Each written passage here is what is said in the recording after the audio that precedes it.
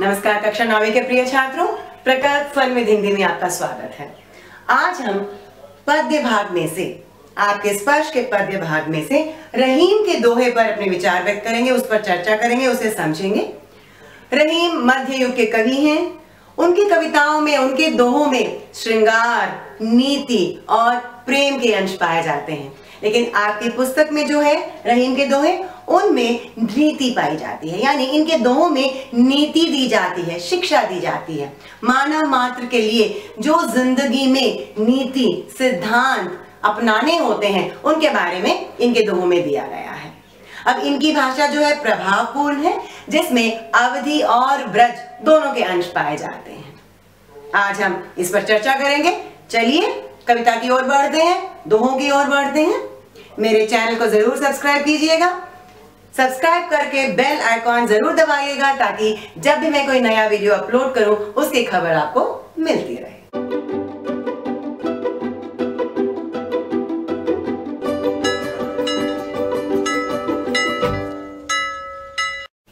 चलिए दोहों की ओर बढ़ते हैं। पहला दोहा है, रहीमन धागा प्रेम का मत तोड़ो चटकाए, टूटे से फिर ना मिले, मिले गांठ परी जाए। अब यहां पर रहीम कहते हैं कि धागा प्रेम का, जो प्रेम है वो एक धागे के समान है, और इस प्रेम के धागे को मत तोड़ो चटकाए। चटका यानी चटका कर, झड़क कर, यानी एक धागे को तुम मत तोड़ो। प्रेम जो है वो एक धागे के समान है, और जिस प्रकार धागे को नहीं तोड़ना चाहिए चटकाकर, उसी प्रकार तुम प्रेम को भी मत तोड़ो, ये टूट जाएगा आसानी से। लेकिन उसके बाद क्या होगा? टूटे से फिर ना मिले। टूट तो जाएगा आसानी से, जिस तरह धागा टूट जाता है उसी प्रकार प्रेम रूपी धागा भी टूट जाएगा, लेकिन टूटने के बाद टूटे से फिर ना मिले, ये मिल नहीं पाएगा, इसे जोड़ नहीं पाएंगे। रहीम कहना चाहते हैं जो प्रेम है ये एक धागे के समान है। जिस प्रकार जब धागा टूट जाता है उसे जोड़ना मुश्किल हो जाता है, उसी प्रकार यदि प्रेम टूट जाए, यहाँ पर प्रेम से हम प्रेम, मित्रता, ये अनेक चीजें कह सकते हैं कि ये सारी चीजें जो हैं, ये सारे भाव जो हैं, एक दूसरे पर विश्वास पर आधारित हैं। एक दूसरे पर अनेक भावों पर, मित्रता, प्रेम, विश्वास, इन सारी चीजों पर आधारित है। और एक बार जब ये टूट जाए तो ये जोड़ने की कोशिश करने पर भी नहीं जुड़ते, मिले गांठ परी जाए। और यदि हम जोड़ने की कोशिश करते भी हैं तो उस पर गांठ लग जाती है। आपने देखा ही होगा कि यदि कोई धागा टूट जाए तो आप उसे जोड़ने की कोशिश करते हो तो उसमें गांठ लग जाती है। उसी प्रकार रहीम कहते हैं कि प्रेम भी ऐसा भाव है कि यदि वो टूट जाए, यानी यदि एक दूसरे पर विश्वास टूट जाए तो लाख जोड़ने की कोशिश करने पर भी वो नहीं जुड़ेगा, और यदि वो जुड़ भी जाए तो उसमें गांठ रह जाएगी, यानी जो पहले का विश्वास, पहले का प्रेम, पहले की मित्रता जो थी वो बाद में नहीं रहेगी। इसलिए इस प्रेम को, मित्रता को संभाल कर रखिए, इसे मत तोड़िए, इसे मत जाने दीजिए। अब दूसरे दोहे की ओर चलते हैं।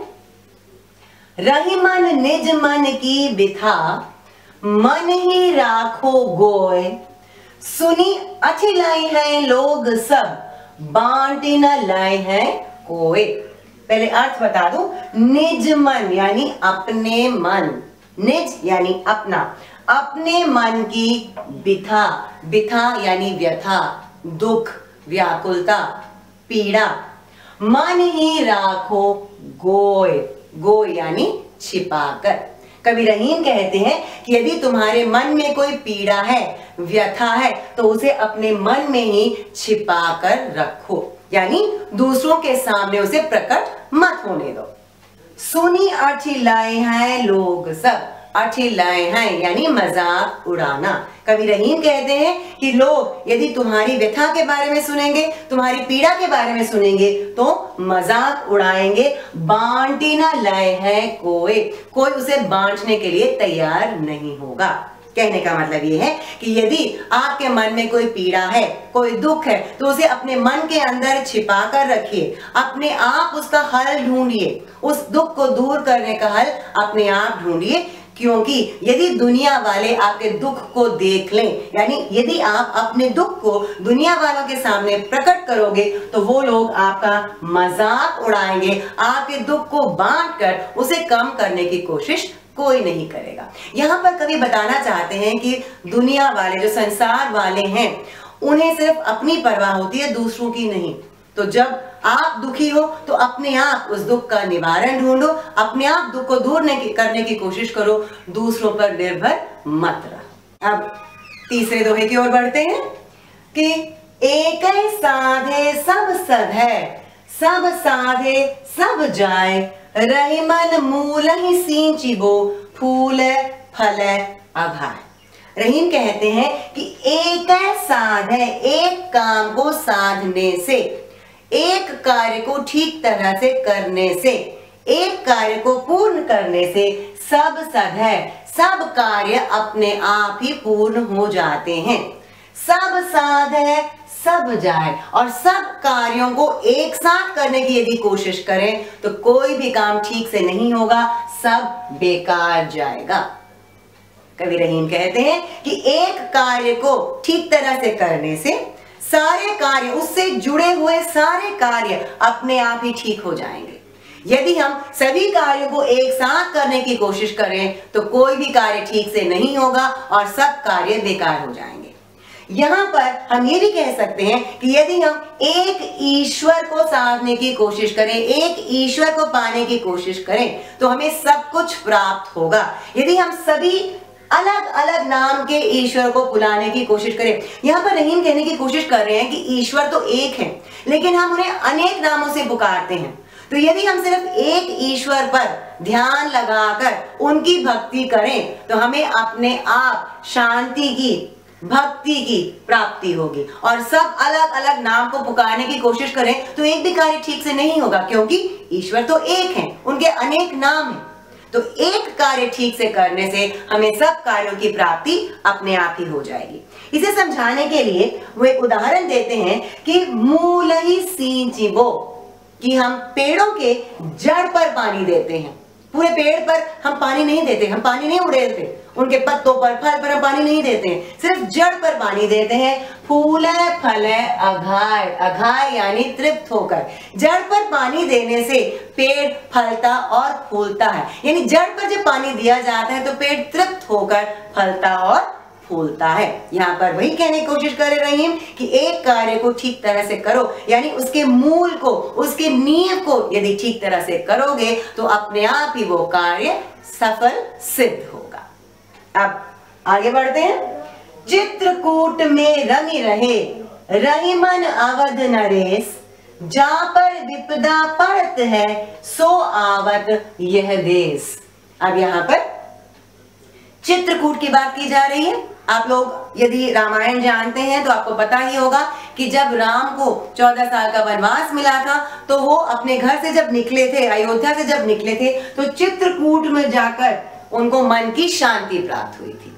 तो चित्रकूट में रमी रहे, रमी रहे मतलब बस गए थे। कौन? रही मन अवध नरेश, अवध अयोध्या, नरेश यानी राजा।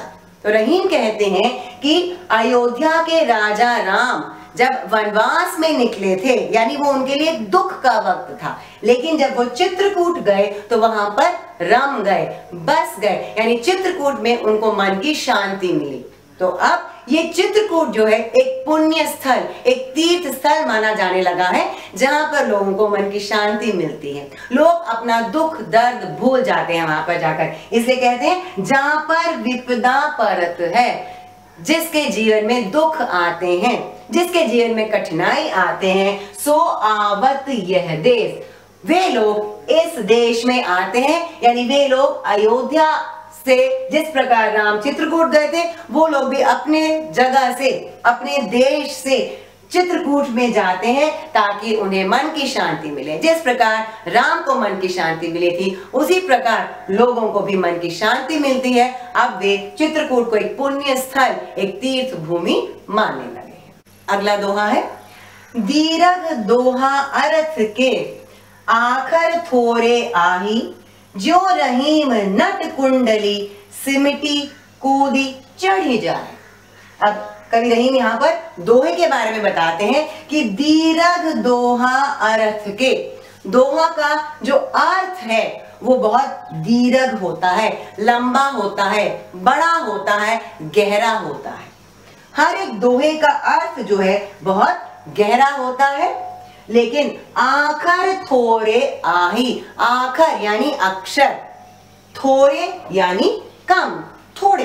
तो यहाँ पर दोहों के बारे में बताया गया है कि दोहों में अक्षर तो कम होते लेकिन उसका अर्थ जो है वो बहुत गहरा, बहुत ज्यादा, बहुत बड़ा होता है। और इसे समझाने के लिए भी एक उदाहरण देते हैं। कवि रहीम कहते हैं कि जो रहीम नट कुंडली, जिस प्रकार नट जब अपना करतब दिखाता है, क्या करता है, एक कुंडली में से, कुंडली यानी एक गोलाकार घेरा जो होता है जिसमें से नट, बाजीगर जिसे कहते हैं, वो उसके अंदर से उड़ चढ़ता है, उसके अंदर से कूदता है, उसके अंदर से निकल जाता है। तो यहाँ पर बाजीगर के बारे में बताते हैं कवि कि जिस प्रकार एक नट जो है वो कुंडली में सिमट जाता है, यानी सिकुड़ जाता है, कूदी, कूदता है, चढ़ी, चढ़ जाता है। एक छोटी सी कुंडली में जब एक बाजीगर सिमट कर कूद सकता है, चढ़ सकता है, जिस प्रकार वो ये सब कर सकता है, जगह कम है लेकिन एक बाजीगर, एक नट बहुत कुछ कर जाता है। उसी प्रकार दोहे के अक्षर कम है लेकिन ये बहुत कुछ कर जाते हैं, यानी ये बहुत कुछ नीति दे जाते हैं, ये बहुत अर्थ दे जाते हैं, बहुत गहरा भाव दे जाते हैं। अगला दोहा है, धनी रहीम जल पंख को लघु जिय पियत अघाय, उदरी बड़ाई कौन है जगत पियासो जाए। अब जल पंख यानी कीचड़ का पानी, पंख का मतलब है कीचड़, जल मतलब पानी, लघु जिय, लघु यानी छोटे, जिय मतलब जीव जंतु, पियत अघाय, अघाय यानी तृप्त होना, उदरी यहाँ पर समुद्र है, बड़ाई यानी बड़ा, पियासो यानी प्यासा। अब समझते हैं, कवि रहीम कहते हैं कि कीचड़ का जो पानी है वो धन्य है। कवि रहीम कीचड़ के पानी को, हम कीचड़ जिसे हम गंदा मानते हैं, उसके पानी को कवि रहीम धन्य मानते हैं, महान मानते हैं। क्यों? क्योंकि लघु जिय पियत अघाय, उस पानी को छोटे छोटे जीव जंतु पीकर अपनी प्यास तृप्त कर लेते हैं। कीचड़ का पानी महान है, धन्य है, क्योंकि उसके पानी को छोटे छोटे जीव जंतु पीकर अपनी प्यास तृप्त कर लेते हैं। उदधि बड़ाई कौन है, उदधि यानी समुद्र, सागर, इससे बड़ा पानी का स्रोत इस दुनिया में कौन सा है? यानी जो समुद्र है पानी का सबसे बड़ा स्रोत माना जाता है। लेकिन जगत पियासो जाए, यदि कोई व्यक्ति समुद्र से पानी पीने की कोशिश करे, प्यासा जाए वहां पर, क्या वो पानी पी सकता है? नहीं, पानी इतना खारा होता है समुद्र का, यानी वो किसी की प्यास नहीं बुझा सकता। तो कवि के कहने का तात्पर्य ये है कि लोगों की पहचान उसके आकार से नहीं, उसके मन की विशालता से होती है। उसके आकार की विशालता से नहीं, मन की विशालता से। कीचड़ छोटा है, गंदा है, लेकिन वो विशाल है, उसका मन विशाल है, क्योंकि वो छोटे छोटे जीव जंतुओं की प्यास बुझा देता है। लेकिन सागर इतना महान होकर भी किसी की भी प्यास बुझाने में सक्षम नहीं होता। अब इन 6 दोहों के संभावित प्रश्न देख लेते हैं। पहले दोहे में से आ सकता है कि कवि रहीम क्यों कहते हैं कि हमें प्रेम रूपी धागे को नहीं तोड़ना चाहिए। अब इसमें से आ सकता है प्रश्न कि हमें अपने दुख को अपने मन के अंदर ही छिपाकर क्यों रखना चाहिए। कवि रहीम पेड़ का उदाहरण देकर क्या समझाने की कोशिश कर रहे हैं। इसमें से आ सकता है कि चित्रकूट की क्या विशेषता है। आगे अगले में से आ सकता है कि दोहे की क्या विशेषता है। और इस आखिरी दोहे में से आ सकता है कि कवि रहीम कीचड़ के पानी को महान क्यों मानते। अगले दोहे की ओर बढ़ते हैं। नाद रीझ तन देत मृग नर धन हेत समेत, ते रहीम पशु से अधिक रीझे हो कछु न देत। कवि रहीम कहते हैं कि नाद रीझी, नाद यानी संगीत, आवाज, रीझी रीझ कर, खुश होकर, और मृग का अर्थ है हिरन।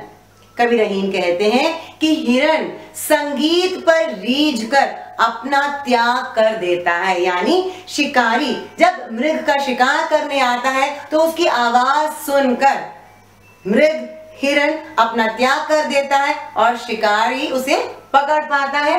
नर धन हेत समेत, और मनुष्य किस पर रीझता है? धन पर। धन पर रीझ कर उसके लिए सब कुछ त्याग देता है। जिस प्रकार हिरन संगीत पर रीझ कर अपना सब कुछ एक शिकारी के लिए त्याग कर देता है, उसी प्रकार मनुष्य धन के लिए अपना सब कुछ त्याग कर सकता है, कर देता है। ते रहीम पशु से अधिक। अब रहीम कहते हैं कि वे लोग पशु से भी बदतर हैं, पशु से भी बुरे हैं, जो रीझेहु कछु ना देत, जो किसी चीज पर रीझते तो हैं, खुश तो होते हैं, लेकिन उसके लिए कोई भी त्याग करने के लिए तैयार नहीं होते। यहाँ पर कवि रहीम उन मनुष्यों के बारे में बात करते हैं जो किसी चीज पर रीझते हैं, खुश होते हैं, लेकिन वो कुछ त्याग नहीं करना चाहते, जीवन में स्वार्थी बन जाते हैं और दूसरों के लिए, दूसरी चीजों के लिए अपना थोड़ा सा भी त्याग नहीं करना। अब अगले पद की ओर बढ़ते हैं, अगले दोहे की ओर बढ़ते हैं कि बिगड़ी बात बने नहीं, लाख करो किन कोय, रहीमन फाटे दूध को, मथे न माखन होए। अब कवि रहीम कहते हैं कि बिगड़ी हुई बात, बिगड़ी हुई बात कभी नहीं बनती, यानी कभी ठीक नहीं होती। यदि कोई बात बिगड़ जाए वो कभी ठीक नहीं हो पाती। लाख करो किन कोय, कोई लाख कोशिश करे, कोई यानी कोई लाख कोशिश करे, तब भी यदि कोई बात बिगड़ जाए तो वो ठीक नहीं हो पाती। अब इसे समझाने के लिए कवि रहीम एक उदाहरण देते हैं कि फाटे दूध को, यदि दूध फट जाए, यदि दूध खराब हो जाए तो मथे ना माखन होए, तो उसे लाख मथने की कोशिश करने पर भी उससे मक्खन नहीं निकलेगा। यदि दूध अच्छा होगा तभी उससे मक्खन निकल पाएगा, और यदि दूध फट जाए तो लाख कोशिश करने पर भी उससे मक्खन नहीं निकलेगा। मतलब ये कि यदि कोई चीज बिगड़ जाए तो उसे सही करना मुमकिन नहीं। अगला दोहा है, रहीमन देखी बड़ेन को, लघु न दीजिए डारी, जहां काम आवे सुई, कहा करे तरवारी। अब रहीम कहते हैं कि बड़ेन को देखकर, बड़ों को देखकर, बड़ी चीजों को देखकर, लघु न दीजिए डारी, लघु यानी छोटी, डारी यानी डाल देना, फेंक देना। कवि रहीम कहते हैं कि बड़ी चीजों को देखकर छोटी चीजों को फेंक नहीं देना चाहिए। यहाँ पर फिर से कवि रहीम आकार के बारे में बात कर रहे हैं कि बड़ा आकार रहना काफी नहीं है, हर एक आकार के अनुसार अलग अलग चीजों का अपना अपना मुख्यत्व होता है, अपना अपना अस्तित्व होता है। अब कहते हैं बड़ी चीजों को देखकर छोटी चीजों को फेंकना नहीं चाहिए। क्यों? जहां काम आवे सुई, कहा करे तरवारी, तरवारी यानी तलवार। जहां सुई का काम होता है वहां पर तलवार क्या करेगी? यानी अगर हमें कोई चीज सिलने की जरूरत हो, कोई चीज फट जाए तो सिलने की जरूरत हो, तो हम सुई का प्रयोग करते हैं। ये नहीं कि तलवार क्योंकि बड़ी है, ज्यादा काम कर पाएगी, तलवार को लेके सिलना नहीं शुरू कर देते, क्योंकि जहां पर सुई कोई काम कर सकती है वही काम तलवार नहीं कर सकती। तो आकार के अनुसार नहीं, अस्तित्व के अनुसार ही हमें लोगों की पहचान करनी चाहिए। अब अगला दोहा है, रहीमन निज संपत्ति बिना, को न विपत्ति सहाय, बिनु पानी ज्यों जलज को, नहीं रवि सके बचाए। पहले शाब्दिक अर्थ इसमें है, निज यानी अपना, संपत्ति आप लोग जानते हो धन दौलत, विपत्ति यानी दुख में, सहाय सहायता करने वाला, बिनु पानी जो जलज, जलज यानी कमल, रवि सूर्य। अब दोहा समझते हैं। कवि रहीम कहते हैं कि निज संपत्ति बिना, यदि आपके पास अपनी संपत्ति ना हो तो कोई आपकी मदद नहीं करेगा। निज संपत्ति बिना को न विपत्ति सहाय। आपकी विपत्ति में, आपकी कठिनाई में कोई आपकी मदद नहीं करेगा। यानी आपकी जो अपनी संपत्ति है वही आपकी मदद करेगी। जो आपकी अपनी चीजें हैं वही आपके काम आएंगी। और इसे समझाने के लिए फिर से उदाहरण देते हैं कि बिनु पानी ज्यों जलज को। जिस प्रकार कमल को पानी की जरूरत होती है, हवा की जरूरत होती है, सूर्य की जरूरत होती है कमल के खिलने के लिए।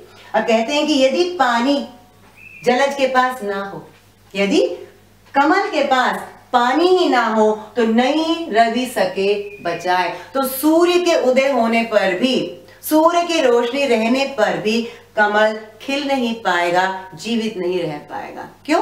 क्योंकि पानी कमल की अपनी संपत्ति है। यदि पानी ही उसके पास नहीं है तो सूर्य उसे कैसे बचाएगा। कवि रहीम कहते हैं कि आपकी अपनी संपत्ति ही आपकी सहायता कर सकती है। जिस प्रकार कमल के लिए पानी उसकी अपनी संपत्ति है, यदि पानी ही ना रहे तो कमल खिल नहीं पाएगा। सूरज की रोशनी में भी उसे कोई चीज नहीं मिलेगी, कोई संपत्ति नहीं मिलेगी, कोई मदद नहीं मिलेगी। अब आखिरी दोहे की ओर चलते हैं। रहीमन पानी राखिए बिनु पानी सब सून, पानी गए न उबरे मोती मानुष चून। अब यहां देखिए पानी 3 जगहों में आया है और पानी का 3 अर्थ है इसमें। एक तो है मनुष्य के संदर्भ में जब देखें, मानुष यानी मनुष्य, मनुष्य के संदर्भ में जब देखें तब इसका मतलब है सम्मान, आंखों में सम्मान। मोती के संदर्भ में यदि देखें तो पानी का अर्थ है चमक, और चून के संदर्भ में जो देखें पानी का अर्थ है जो साधारण पानी जिसे हम प्रयोग में लाते हैं, खाने के प्रयोग में लाते हैं, पीने के प्रयोग में लाते हैं। अब समझते हैं। रहीमन पानी राखिए बिन पानी सब सून। कवि रहीम कहते हैं कि पानी बहुत मुख्य है, ये एक प्रमुख चीज है। बिन पानी सब सून, बिना पानी के सब कुछ सूना है, बेकार है, खाली है। पानी गए न उबरे, पानी के बगैर कोई भी उबर नहीं पाएगा, मुक्ति नहीं मिल पाएगी। किस किस को? मोती मानुष चून। अब इन तीनों के संदर्भ में मैं समझाती हूं कि मोती में यदि चमक ना हो, पानी ना हो तो उसका कोई प्रयोजन नहीं। मानुष यानी मनुष्य में चमक ना हो, उसकी आंखों में दूसरों के लिए सम्मान ना हो तो मनुष्य कहलाने लायक नहीं। चून यानी आटा, आटे को गूंथने के लिए पानी की जरूरत होती है। आटे की रोटियां बनाने के लिए, आटे को प्रयोग में लाने के लिए पानी की जरूरत होती है जो उसे बांध कर रखता है। तो आटे के लिए, मनुष्य के लिए, मोती के लिए, तीनों के लिए पानी की जरूरत है। मोती के लिए पानी यानी उसकी चमक, मनुष्य के लिए पानी यानी उसकी आंखों में दूसरों के लिए सम्मान, और चून के लिए पानी यानी आटे को गूंथने के लिए, उसे बांध कर रखने के लिए पानी की आवश्यकता होती है। इन तीनों के जीवन में पानी की महान आवश्यकता है। चलिए अब इनमें से देख लेते हैं कि प्रमुख प्रश्न कौन कौन से आ सकते हैं। पहले में से आ सकता है कि कवि रहीम किसे पशु से भी बदतर मानते हैं। दूसरे में से आ सकता है कि यदि कोई बात बिगड़ जाए तो उसे ठीक क्यों नहीं किया जा सकता। इसमें से आ सकता है कि बड़ों को देखकर छोटों को क्यों छोड़ देना चाहिए, या आकार को ना देखकर उनके अस्तित्व को ही क्यों पहचानना चाहिए। चौथे में से आ सकता है कि कवि कमल और पानी का उदाहरण देकर क्या समझाना चाहते हैं। और आखिर वाले में से आ सकता है कि मोती, मनुष्य और आटे के संदर्भ में पानी का क्या महत्व है। छात्रों, रहीम के दोहे में विस्तृत रूप से समझा चुकी हूं। फिर भी यदि कोई शंका हो तो कमेंट सेक्शन में जरूर पूछिएगा। इस वीडियो को बाकी अपने दोस्तों के साथ भी शेयर कीजिएगा ताकि ज्यादा से ज्यादा छात्र इससे लाभ उठा पाए। अब मैं विदा लेना चाहूंगी। नमस्कार।